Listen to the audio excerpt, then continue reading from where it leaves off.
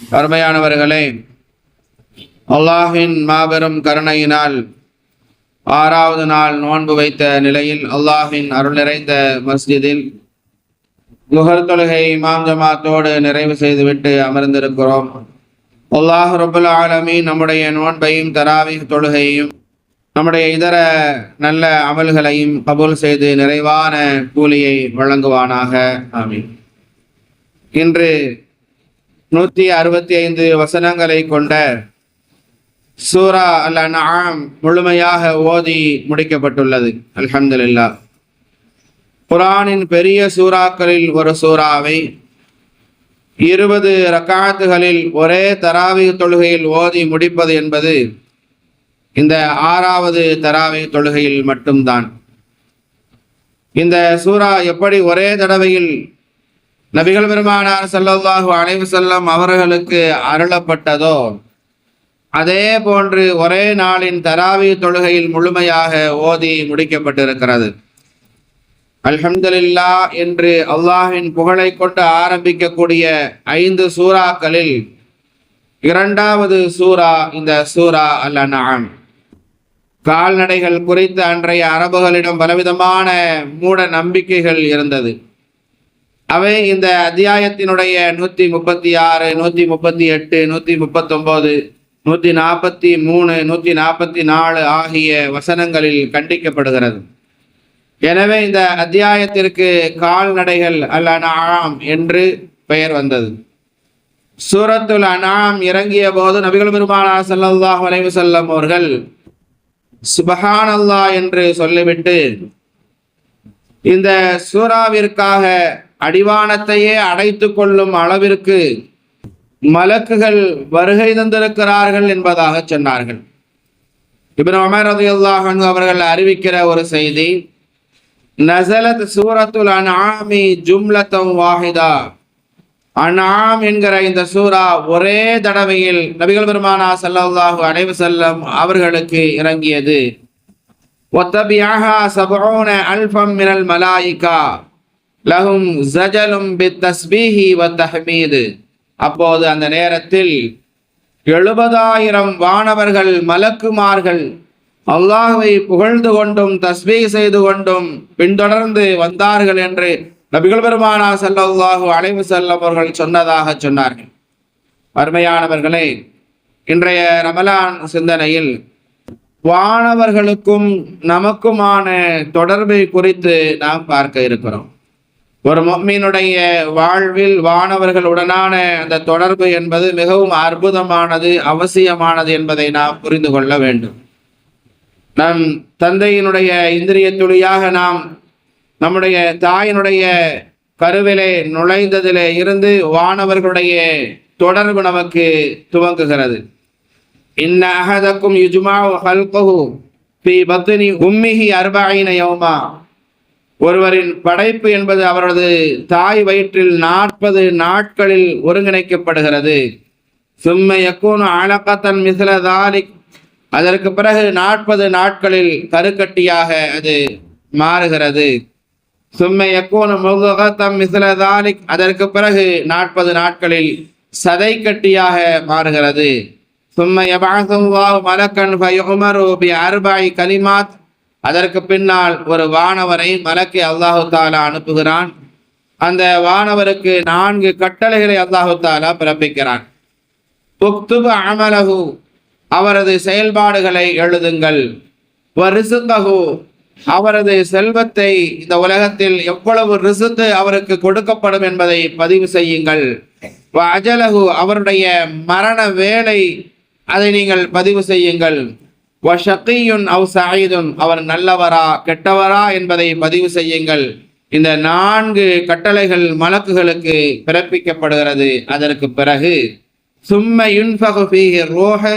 அதற்கு பிறகு ரூஹு ஊதுங்கள் என அல்லாஹு தாலா சொல்லுவான். உயிர் கொடுக்கப்படும் என்பதாக அல்லாஹு தாலா, இது நபிகள் பெருமானார் ஸல்லல்லாஹு அலைஹி வஸல்லம் அவர்கள் சொன்ன இந்த செய்தி புகாரியிலே பதிவு செய்யப்பட்டிருக்கிறது.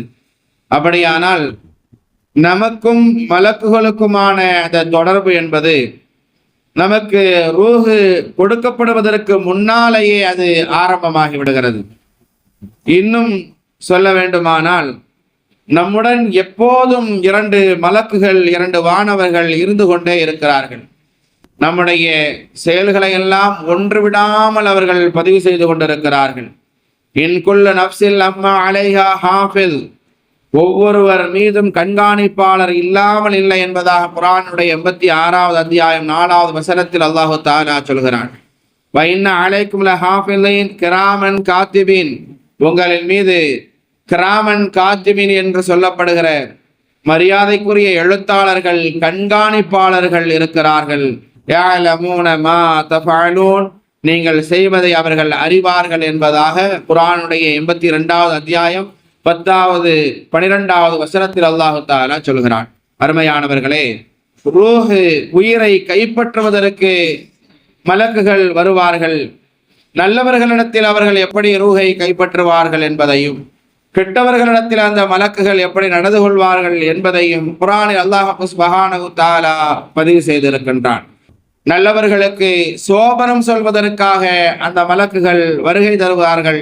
சோபனம் சொல்வதற்காகவே அல்லாஹு தஆலா சில மலக்குகளை நியமித்திருக்கிறான். அல்லாஹு தஆலா சொன்னான், இன்னல்லதீன காலு ரப்புனல்லாஹ் சும்ம இஸ்தகாமு, நிச்சயமாக எவர்கள் எங்களுடைய இறைவன் அவன் அல்லாஹ் மட்டும்தான் என்று கூறி அந்த ஈமானிலே அவர்கள் இறுதி வரைக்கும் நிலைத்திருக்கிறார்களோ, யார் தான் செய்கிற நல்ல அமல்களை, இபாதத்துகளை, வணக்க வழிபாடுகளை தான் கொண்டிருக்கிற அந்த ஈமானில் இறுதி வரைக்கும் உறுதியாக இருக்கிறார்களோ, புனிதமான ரமலானுடைய மாதத்தில் ஈமானை புதுப்பித்துக் கொள்வது, ரமலான் முடிந்ததற்கு பிறகு அப்படியே அல்லாஹை மறந்த ஒரு வாழ்க்கையை வாழ்வது அப்படி அல்ல. எல்லா நிலைகளிலும் அல்லாஹுதான் நம்மை படைத்தான், அல்லாஹுதான் நம்மை பரிபாலித்து காத்து கொண்டிருக்கிறான் என்கிற ரீதியில் அல்லாஹுவை சார்ந்தவர்களாக, அல்லாஹுவை தொழக்கூடியவர்களாக, திக்ருகளை தியானங்களை செய்யக்கூடியவர்களாக, அல்லாஹுக்காக வேண்டிய நல்லறங்களை செய்யக்கூடியவர்களாக, தான் செய்கிற அந்த இபாதத்துகள், அமல்கள், நல்லறங்களில் தொடர்ந்து செய்யக்கூடியவர்களாக ஒருவர் இருப்பார் என்று சொன்னால், தத்தனஸ்ஸலு அலைஹிமுல் மலாயிகா, நிச்சயமாக அவர்களிடத்தில் தான் அந்த மலக்குகள் வருவார்கள், வந்து சுப செய்தி சொல்வார்கள். அல்லா தகாஃபு, நீங்கள் பயப்படாதீர்கள். வலா தஹஸனு, உங்களுக்கு எந்த கவலையும் கிடையாது. கவலையெல்லாம் உலகத்தில் தான். உலகத்தினுடைய வாழ்க்கை உங்களுக்கு முடிய போகிறது என்று சொன்னால் உங்களுக்கு இனி எந்த பயமும் இல்லை, எந்த கவலையும் இல்லை. வஅப்ஷிரு பில் ஜன்னத்தில்லதி குன்தும் துஅதுன், உங்களுக்கு வாக்களிக்கப்பட்ட சொர்க்கத்தை கொண்டு மகிழ்ச்சி பெறுங்கள் என்று சுபச்செய்தி சொல்லிக் கொண்டு மலக்குகள் வருவார்கள் என்பதாக அல்லாஹ் தஆலா சொல்கிறான். நஹனு அவுலியாவுக்கும் ஃபில் ஹயாத்தித் துன்யா வ ஃபில் ஆகிரா, நாங்கள் உலக வாழ்விலும் மறுமையிலும் உங்களுக்கு உதவியாளர்களாக இருப்போம் என்பதாக அந்த மலக்குகள் சொல்வதாக அல்லாஹ் தஆலா குர்ஆனில் பதிவு செய்திருக்கிறான். வலக்கும் ஃபீஹா மா தஷ்தஹி அன்ஃபுசுக்கும், சுவர்க்கத்தில் உங்கள் மனம் விரும்பியபடியெல்லாம் நீங்கள் வாழலாம், இருக்கலாம். வலக்கும் ஃபீஹா மா தத்தஊன், அதில் நீங்கள் அந்த சுவனத்தில் கேட்பதெல்லாம் உங்களுக்கு கிடைக்கும் என்பதாக அந்த யார் அமல்களில் இபாதத்துகளில் தொடர்படியாக செய்து கொண்டிருப்பார்களோ, தான் கொண்டிருக்கிற அந்த ஈமானிலே கடைசி வரைக்கும் உறுதியாக இருக்கிறார்களோ, அவர்களுக்கு அந்த மலக்குகள் சுப செய்தி சொல்லுவார்கள் என்கிற இந்த செய்தியை குர்ஆனினுடைய 41வது அத்தியாயம் 30-31வது வசனத்தில் அல்லாஹு தஆலா பதிவு செய்திருக்கிறான். இது நல்லடியார்களுக்கு மலக்குகள் சொல்கிற சோபர வாழ்த்தாக அமைந்திருக்கிறது. உலகில் மட்டுமல்ல, தொடர்ந்து மன்னரையனுடைய வாழ்க்கையிலும் நம்மோடு மலக்குகள் வருவார்கள். மறுமை நாள் சுவனம் வரை தொடர்கிற உறவுதான் நமக்கும் மலக்குகளுக்குமான தொடர்பாக அமைந்திருக்கிறது. இருந்தாலும் இந்த உலகத்தில் நாம் வாழுகிற போதே நம்மோடு பரக்கத்திற்குரிய, ரஹமத்திற்குரிய மலக்குகள் இருப்பதும், நம்முடைய வீட்டிற்கு அவர்கள் வருகை தருவதும், நமக்காக அந்த மலக்குகள் துஆ செய்வதும், அல்லாஹ் நம்மை மலக்குகளிடத்தில் பெருமை பாராட்டி பேசுவதும், இதுவெல்லாம் ஒவ்வொரு மனிதர்களுக்கும் கிடைக்கிற மிகப்பெரிய நியாமத்தாக, பாக்கியமாக அமைந்திருக்கிறது. இந்த பாக்கியங்களை நாம் பெற்றுக்கொள்ள வேண்டும். மலக்குகள் துஆ செய்கிற விதத்தில் நாம் நம்முடைய செயல்பாடுகளை அமைத்துக் கொள்ள வேண்டும். மலக்குகளிடத்தில் அல்லாஹ் தஆலா பெருமை பாராட்டி நம்மை பேசுகிற விதத்தில் நம்முடைய செயல்பாடுகளை நாம் அமைத்துக் கொள்ள வேண்டும். மலக்குகள் ரஹமத்திற்குரிய பரக்கத்திற்குரிய மலக்குகள் வருகை தருகிற வீடுகளாக, குடும்பமாக நம்முடைய குடும்பம், நம்முடைய வீடை நாம் அமைத்துக் கொள்ள வேண்டும். ஹத்தக்கினுடைய யுத்தக்களத்தில் ஏற்பட்ட காயத்தின் காரணமாக 1 மாத காலத்திற்கு பிறகு சஅத் இப்னு முஆத் ரலியல்லாஹு அன்ஹு அவர்கள் வஃபாத்தானார்கள். நபிகள் பெருமானார் ஸல்லல்லாஹு அலைஹி வஸல்லம் அவர்கள் சொன்னார்கள், என்னுடைய தோழர் சஅத் இப்னு முஆத் அவர் வஃபாத்தாகிவிட்டார். அவருடைய வஃபாத்தின் காரணத்தினால் அல்லாஹ்வினுடைய அர்ஷே நடுங்கியது என்றார்கள் ரசூலுல்லாஹி ஸல்லல்லாஹு அலைஹி வஸல்லம் அவர்கள். சஅத் இப்னு முஆத் ரலியல்லாஹு அன்ஹு அவர்களுடைய ஜனாஸா கொண்டு செல்லப்படுகிறது. அப்பொழுது ரசூலுல்லாஹி ஸல்லல்லாஹு அலைஹி வஸல்லம் அவர்கள் வழமைக்கு மாற்றமாக தன்னுடைய பெருவிரல்களால் அவர்கள் நடக்கிறார்கள். நபித்தோழர்கள் கேட்டார்கள், யா ரசூலல்லாஹ், உங்களுடைய நடையை இப்படி அமைத்துக் கொள்வதற்கான காரணம் என்ன?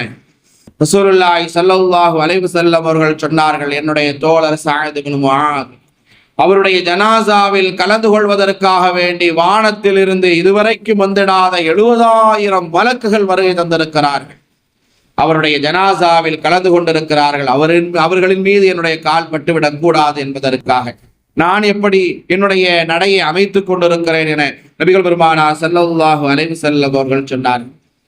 அந்த ஜனாசாவை தூக்கி செல்கிற நபித்தோழர்கள் சொன்னார்கள், யா ரசூலல்லாஹ், ஜனாசா இந்த ஜனாசாவினுடைய இந்த சந்தூக்கில் இருக்கிறதா என்பதை எங்களுக்கு சந்தேகமாக இருக்கிறது. அந்த அளவுக்கு இது மிகவும் லேசாக இருக்கிறது, இலகுவாக இருக்கிறது, கனமாக இல்லையே என்று சொல்லுகிற போது நபிகள் பெருமானார் ஸல்லல்லாஹு அலைஹி வஸல்லம் அவர்கள் சொன்னார்கள், சஅத் இப்னு முஆதினுடைய இந்த ஜனாசாவை நீங்கள் தூக்கி செல்லவில்லை, மலக்குகள் அவருடைய ஜனாசாவை சுமந்து வருகிறார்கள் என்பதாக சொன்னார்கள்.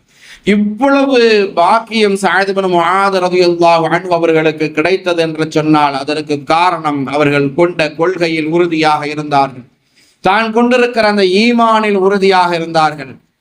தான் நல்லறங்களை அதிகமாக செய்யக்கூடியவர்களாக இருந்தார்கள். இந்த மார்க்கத்திற்காக, இந்த தீனுல் இஸ்லாத்திற்காக தன்னுடைய உயிரையே தியாகம் செய்தார்கள் சஅத் இப்னு முஆத். எனவேதான் அவருக்கு இவ்வளவு மிகப்பெரிய பாக்கிய மலக்குகளுடைய வருகை கிடைத்திருக்கிறது என்பதை நபிகள் பெருமானார் ஸல்லல்லாஹு அலைஹி வஸல்லம் அவர்கள் அவருக்கு உணரத் தந்தார்கள். நபி யூனுஸ் அலைஹிஸ்ஸலாத்து வஸலாம் அவர்கள் ஒரு கட்டத்தில் மீனினுடைய வயிற்றில் சிக்கிக் கொண்டிருக்கிற போது லா இலாஹ இல்லா அன்த சுப்ஹானக இன்னீ குன்து மினல் ஸாலிமீன் என்கிற அந்த தஸ்பீஹை ஓதிக்கொண்டே இருக்கிறார்கள். அப்பொழுது வானத்தில் இருக்கிற மலக்குகள் அல்லாஹ்விடத்திலே கேட்கிறார்கள், யா அல்லாஹ், இந்த குரல் நாங்கள் எப்பொழுதும் கேட்கிற குரல் தான். நபி யூனுஸ் அலைஹிஸ்ஸலாத்து வஸலாம் அவர்களுடைய தன்மை, அவர்களுடைய வாழ்நாள் முழுவதும் திக்ரிலையும் தஸ்பீகளையும் இருந்தவர்கள். தொடர்ந்து தஸ்பீகளை செய்வதை வளமையாக ஆக்கி கொண்டவர்கள் நபி யூனுஸ் அலைஹிஸ்ஸலாத்து வஸலாம். அவருடைய குரல் நாங்கள் எப்பொழுதும் கேட்கிற குரல் தான். ஆனால் எப்பொழுதும் இந்த குரல் சந்தோஷத்தின் மிகுதியால், மகிழ்ச்சியால் வெளிப்படுகிற ஒரு குரலாக அமைந்திருக்கும். ஆனால் இன்றைக்கு அதே குரலை நாங்கள் கேட்கிறோம், செவியுறுகிறோம்.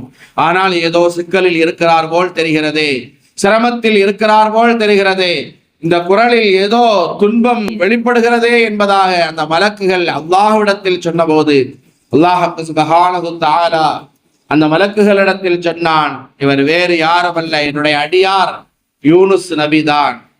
அவர் இன்றைக்கு மீனினுடைய வயிற்றில் சிக்கி சிரமப்பட்டு கொண்டிருக்கிறார்.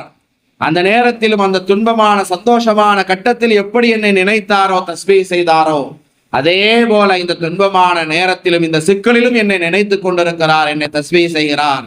அவருடைய குரலைத்தான் நீங்கள் கேட்டுக்கொண்டிருக்கிறீர்கள் என்பதாக சொன்ன அல்லாஹ் சுப்ஹானஹு வ தஆலா மலக்குகள் வேண்டினார்கள், யா அல்லாஹ், அவர்களை பாதுகாத்து விடு, அந்த யூனுஸை பாதுகாத்து விடு என்பதாக. அல்லாஹ் சுப்ஹானஹு வ தஆலா அந்த மலக்குகளுடைய வேண்டுதலை ஏற்று நபி யூனுஸ் அலைஹிஸ்ஸலாத்து வஸலாம் அவர்களை மீனினுடைய வயிற்றிலிருந்து பாதுகாத்து மீண்டும் அவர்களை வாழ வைத்தான் என்பது குர்ஆன் நமக்கு சொல்லித் தருகிற வரலாறாக அமைந்திருக்கிறது. என்கிற போது நாம் நம்முடைய வாழ்க்கையை எப்படி அமைத்துக் கொள்ள வேண்டும்? ரஹமத்திற்குரிய, பரக்கத்திற்குரிய மலக்குகள் வருகை தருகிற வீடாக நம்முடைய வீட்டை அமைத்துக் கொள்ள வேண்டும். ரஹமத்திற்குரிய, பரக்கத்திற்குரிய மலக்குகள் நம்மோடு இருக்கும் விதமாக நம்முடைய செயல்பாடுகளை நாம் அமைத்துக் கொள்ள வேண்டும். நல்ல இபாதத்துகளை, வணக்க வழிபாடுகளை தொடர்ந்து நாம் செய்கிற போது அந்த மலக்குகளுடைய துஆவும் சுப செய்திகளும் நமக்கு உண்டு என்பதை நாம் மறந்துவிடக் கூடாது. உஸைத் இப்னு ஹுதைர் என்கிற ஒரு நபித்தோழர் தன்னுடைய வீட்டிலே இரவு நேரத்திலே அமர்ந்து குர்ஆனை ஓதிக் கொண்டிருக்கிறார். அப்படி குர்ஆனை ஓதிக்கொண்டிருக்கிற போது அவருக்கு முன்னால தன்னுடைய வீட்டிற்கு முன்னால் ஒரு குதிரையை கட்டி வைத்திருக்கிறார். அந்த குதிரைக்கு பக்கத்திலேயே இடம் வசதியின்மை தன்னுடைய மகன் யஹ்யாவை தூங்க வைத்திருக்கிறார். இப்பொழுது உஸைத் இப்னு ஹுதைர் இரவு நேரத்தில் குர்ஆன் ஷரீஃபை ஓதிக்கொண்டிருக்கிற போது திடீரென்று அந்த குதிரை கத்துகிறது, கனைக்கிறது. என்ன இந்த மாதிரி குதிரை கத்துத என்பதாக உஸைத் இப்னு ஹுதைர் பார்க்கிற போது தற்செயலாக வானத்தை நோக்கி தலையை உயர்த்தி பார்க்கிறார். பார்த்தால் ஏதோ ஒரு உருவம், மேக கூட்டம் இவருடைய வீட்டை நோக்கி வந்து கொண்டிருக்கிறது. என்னன்னு தெரியலையேன்னு பயந்து போன உஸைத் இப்னு ஹுதைர் ஓதுவதை நிறுத்தி விடுகிறார். அவர் ஓதுவதை நிறுத்தியதும் இந்த குதிரை கனைப்பதை கத்துவதை நிறுத்தி கொள்கிறது. இவருடைய வீட்டை நோக்கி வந்த அந்த மேக கூட்டங்கள் அப்படியே இப்பொழுது மேலே செல்ல ஆரம்பித்து விடுகிறது. கொஞ்ச நேரத்திற்கு பிறகு மீண்டும் உஸைத் இப்னு ஹுதைர் ஓத ஆரம்பித்தார். ஓத ஆரம்பித்த போது மீண்டும் அந்த குதிரை கனைத்தது, கத்தியது. அந்த வானத்தை நோக்கி பார்க்கிறார். மீண்டும் அந்த மேக கூட்டம் வேகமாக இவருடைய வீட்டை நோக்கி வந்து கொண்டிருக்கிறது. அதை பார்த்த போது பயந்து போன உஸைத் இப்னு ஹுதைர் அதற்கு பிறகு ஓதுவதை நிறுத்தி கொள்கிறார். மறுநாள் காலையில் நபிகள் பெருமானார் ஸல்லல்லாஹு அலைஹி வஸல்லம் அவர்களை சந்தித்த போது இரவில் நடந்த நிகழ்வை விவரிக்கிறார். அப்பொழுது நபிகள் பெருமானார் ஸல்லல்லாஹு அலைஹி வஸல்லம் உஸைத் இப்னு ஹுதைர் ரலியல்லாஹு அன்ஹு அவர்களிடத்தில் கேட்டார்கள், ஏ உஸைத் இப்னு ஹுதைர், நீங்கள் ஓதுவதை நிறுத்தினீர்கள். வானத்திலிருந்து ஒரு மேக கூட்டம் ஒன்று உங்களுடைய வீட்டை நோக்கி வந்ததாக சொன்னீர்களே, அது மேக கூட்டம் அல்ல, தில்கல் மலாயிகா, அவர்கள் மலக்குமார்கள். நீங்கள் ஓதிக்கொண்டிருந்ததின் காரணத்தினால் நீங்கள் ஓதுவதை, உங்களுடைய ஓதுதலை கேட்பதற்காக வேண்டி அந்த மலக்குகள் வானத்திலிருந்து வருகை தந்தார்கள். நீங்கள் ஏன் ஓதுவதை நிறுத்தினீர்கள் என்பதாக கேட்கிற போது உஸைத் இப்னு ஹுதைர் சொன்னார், நான் ஓதிக்கிட்டு இருக்கிற போது அந்த குதிரை கத்துச்சு, அது துள்ளிக்கிட்டு வந்தது. அதுக்கு பக்கத்துல தான் என் பிள்ளை யஹ்யாவை நான் படுக்க வச்சிருந்தேன். எங்க அந்த குதிரை அந்த பிள்ளைய மிதிச்சிருமோன்னு பயந்தேன், அதனால ஓதுறதை நிறுத்திட்டேன் என்று காரணத்தை சொன்ன போது நபிகள் பெருமானார் ஸல்லல்லாஹு அலைஹி வஸல்லம் அவர்கள் மிக மிக ஆதங்கப்பட்டு சொன்னார்கள், ஏன் உஸைத் இப்னு ஹுதைர், நீங்கள் ஓதிக்கொண்டே இருந்திருக்க கூடாதா? நீங்கள் ஓதிக்கொண்டே இருந்திருந்தீர்கள் என்று சொன்னால் அந்த மலக்குமார்கள் அப்படியே உங்களுடைய வீட்டிற்கு இறங்கி வந்திருப்பார்கள், உங்களுக்கு முன்னால் நின்றிருப்பார்கள், அவர்களை பார்க்கிற பாக்கியம் உங்களுக்கு கிடைத்திருக்குமே. ஏன் உஸைத் இப்னு ஹுதைர் நீங்கள் ஓதுவதை நிறுத்தினீர்கள்? ஓதிக்கொண்டே இருந்திருக்க கூடாதா? நீங்கள் ஓதிக்கொண்டே இருந்திருந்தீர்கள் என்று சொன்னால் அந்த மலக்குகள் நீங்கள் ஓதுவதை கேட்டுக்கொண்டே அங்கே நின்றிருந்திருப்பார்கள். ஊரில் உள்ள மற்ற மக்கள் எல்லாம் அந்த மலக்குகளை பார்த்திருப்பார்களே. அந்த அரிய பாக்கியத்தை, நல்ல சந்தர்ப்பத்தை நீங்கள் இழந்து விட்டீர்களே உஸைத் இப்னு ஹுதைர், நீங்கள் ஓதிக்கொண்டே இருந்திருக்க கூடாதா? நீங்கள் ஓதிக்கொண்டே இருந்திருக்க கூடாதா என்று மிக மிக ஆதங்கப்பட்டு நபிகள் பெருமானார் ஸல்லல்லாஹு அலைஹி வஸல்லம் உஸைத் இப்னு ஹுதைர் ரலியல்லாஹு அன்ஹு அவர்களிடத்திலே கேட்டுக்கொண்டே இருந்தார்கள் என்று சொன்னால் நாம் கவனிக்க வேண்டியது, நம்முடைய வீடு ரஹமத்திற்குரிய, பரக்கத்திற்குரிய, மலக்குகள் வருகை தருகிற வீடாக நம்முடைய வீட்டை ஆக்கி கொள்ள வேண்டும். எப்பொழுது ரஹமத்திற்குரிய, பரக்கத்திற்குரிய மலக்குகள் நம்முடைய வீட்டிற்கு வருகை தருவார்கள், நம்மோடு வந்து இருப்பார்கள், நமக்கு பாதுகாப்பாக நிற்பார்கள் என்று சொன்னால், நம்முடைய வீட்டில் குர்ஆன் ஷரீஃப் ஓதப்பட்டால், நம்முடைய வீட்டிலே தொழுகைகள் நடைபெற்றால், நம்முடைய வீட்டிலே தான தர்மங்கள் கொடுக்கப்பட்டால், நம்முடைய வீட்டிலே அமல சாலிஹ் என்று சொல்லப்படுகிற நல்ல அறங்கள் நடைபெற்றால் அங்கே ரஹமத்திற்குரிய, பரக்கத்திற்குரிய மலக்குகள் வருவார்கள். நீங்கள் ஒன்றும் வேண்டாம், வீட்டுக்குள் செல்கிற போது அஸ்ஸலாமு அலைக்கும் வரஹ்மத்துல்லாஹ் என்று சொல்லி வீட்டிற்குள் நுழைகிறீர்கள். வெளியே வருகிற போது பிஸ்மில்லாஹி தவக்கல்து அலல்லாஹ் என்பதாக சொல்லி வெளியே வருகிறீர்கள். ரஹமத்திற்குரிய, பரக்கத்திற்குரிய மலக்குகள் உங்களையும் உங்களுடைய வீட்டார்களையும் உங்களுடைய குடும்பத்தார்களையும் பாதுகாப்பார்கள். அவர்களுடைய பாதுகாப்பு நமக்கு கிடைக்கும். இதற்கு மாற்றமாக நபிகள் பெருமானார் ஸல்லல்லாஹு அலைஹி வஸல்லம் அவர்கள் சொன்னார்கள், உங்களுடைய வீடுகளை நீங்கள் கபறுகளாக ஆக்கிக் கொள்ளாதீர்கள். ஷைத்தான்கள் வருகை தருகிற இடமாக நம்முடைய வீட்டை நாம் ஆக்கிக் கொள்ளக்கூடாது. எந்த வீட்டில் தொழுகை நடைபெறவில்லையோ, எந்த வீடு குர்ஆன் ஷரீஃப் ஓதப்படவில்லையோ, எந்த வீட்டிலே அமல சாலிஹ் நல்ல செயல்பாடுகள் நடைபெறவில்லையோ, அதுதான் ஷைத்தான் வருகிற வீடாக இருக்கும் என்று சொல்லுகிற போது அப்படியானால் நம்முடைய வீட்டிலே சிக்கல்கள் என்பதாக சொல்கிறோம், நம்முடைய வீட்டிலே பிரச்சனை என்பதாக சொல்கிறோம். இந்த சிக்கல்களும் பிரச்சனைகளும் கடன் தொல்லைகளும் எப்பொழுதுதான் தீருமோ என்பதாக நாம் அங்கலாய்த்துக் கொள்கிறோம். இதுவெல்லாம் நடைபெற வேண்டும் என்று சொன்னால் நம்முடைய வீட்டில் ஷைத்தான்கள் வருகை தருகிற வீடாக நம்முடைய வீட்டை நாம் அமைத்துக் கொள்ளக்கூடாது.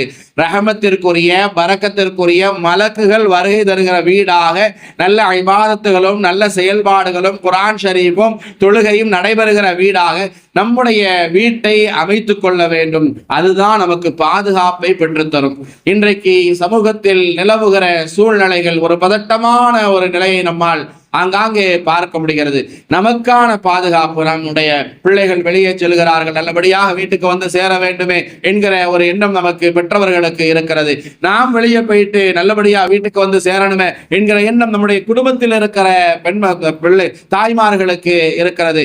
அவர்கள் வெளியே செல்கிறார்கள் என்று சொன்னாலும் பாதுகாப்பாக வர வேண்டுமே என்கிற ஆசைப்படுகிறோம், ஆர்வப்படுகிறோம். இப்படி எல்லா நிலைகளிலும் அல்லாஹ்வினுடைய பாதுகாப்பு, மலக்குகளுடைய பாதுகாப்பு நமக்கு கிடைக்க வேண்டும். நிம்மதியான வாழ்க்கை நமக்கு கிடைக்க வேண்டுமானால் அதற்கு நாம் செய்ய வேண்டியது தொடர்படியான இபாதத்துகளை, வணக்க வழிபாடுகளை நாம் அதிகப்படுத்திக் கொள்ள வேண்டும்.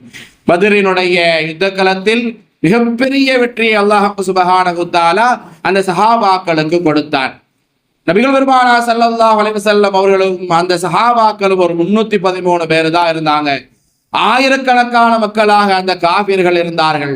நபிகள் பெருமானார் ஸல்லல்லாஹு அலைஹி வஸல்லம் அவர்கள் சஜிதாவிலே வீழ்ந்தார்கள். யா ஹய்யு யா கய்யூம் பிரஹ்மத்திக அஸ்தகீது, யா ஹய்யு யா கய்யூம் பிரஹ்மத்திக அஸ்தகீது. அல்லாஹ்விடத்திலே துஆ செய்து கொண்டே இருந்தார்கள். யா அல்லாஹ், இந்த மக்களை, இந்த சமுதாயத்தை இன்றைக்கு நீ பாதுகாக்கவில்லையானால், இவர்கள் அழிந்து போனால் உன்னை வணங்குவதற்கு இந்த பூமியில் யாரும் இருக்க மாட்டார்கள். யா அல்லாஹ், இந்த மக்களை நீ பாதுகாத்து விடு என்பதாக துஆ செய்தார்கள். அவருடைய துஆவினுடைய வெளிப்பாடு அல்லாஹ் சுப்ஹானஹு வ தஆலா பத்ரிலே எப்படி வெற்றியை கொடுத்தான்? அந்த மலக்குமார்களை அனுப்பினான். மலக்குகளின் மூலமாக அல்லாஹ் சுப்ஹானஹு வ தஆலா மிகப்பெரிய வெற்றியை பத்ருடைய யுத்த களத்தில் கொடுத்தான் என்று சொன்னால், அதே பாதுகாப்பை, அதே வெற்றியை அல்லாஹ் தஆலா நமக்கும் தருவதற்கு தயாராக இருக்கிறான். ஆனால் அவன் நம்மிடத்தில் எதிர்பார்ப்பதெல்லாம் அல்லாஹ்வையே எல்லா நிலைகளிலும் சார்ந்தவர்களாக நாம் இருக்க வேண்டும். சந்தோஷமான நிலையாக இருந்தாலும் சரி, துக்கமான நிலையாக இருந்தாலும் சரி, ரமலானாக இருந்தாலும் சரி, ரமலான் அல்லாத காலங்களாக இருந்தாலும் சரி, எல்லா நிலைகளிலும் அல்லாஹ்வை சார்ந்தவர்களாக அவன் மீது வைத்திருக்கிற ஈமானில் உறுதியாக நாம் இருந்தோம் என்று சொன்னால் அந்த மலக்குகளுடைய பாதுகாப்பை அல்லாஹ் தஆலா நமக்கு தந்து நம்மை பாதுகாப்பான் என்பதுதான் இந்த பத்ரினுடைய யுத்தக்களம் நமக்கு சொல்லித் தருகிற பாடமாக அமைந்திருக்கிறது என்கிற போது, அருமையானவர்களே, நாம் ரஹமத்திற்குரிய பரக்கத்திற்குரிய மலக்குகள் நம்மோடு இருக்கும் விதமாக நம்முடைய செயல்பாடுகளை அமைத்துக் கொள்ள வேண்டும். ரஹமத்திற்குரிய பரக்கத்திற்குரிய மலக்குகள் வருகை தருகிற வீடுகளாக நம்முடைய வீடுகளை நாம் அமைத்துக் கொள்ள வேண்டும். தொடர்ந்து நாம் நல்ல செயல்பாடுகளை செய்து கொண்டிருந்தால் நம்மோடு மலக்குகள் இருப்பார்கள், நமக்கு சுபசோபனம் சொல்லுவார்கள், நமக்காக துஆ செய்வார்கள், நமக்கு துணையாக இந்த உலகத்திலும் கபரிலும் மறுமையிலும் அவர்கள் நம்மோடு வருவார்கள். எனவே நல்லறங்களை அதிகப்படுத்துவோம், மலக்குகளின் தொடர்பை பெறுவோம். இறைவன் அருள் புரிவானாக. ஆமீன். வாஹிரு தஅவானா அல்ஹம்துலில்லாஹி ரப்பில் ஆலமீன்.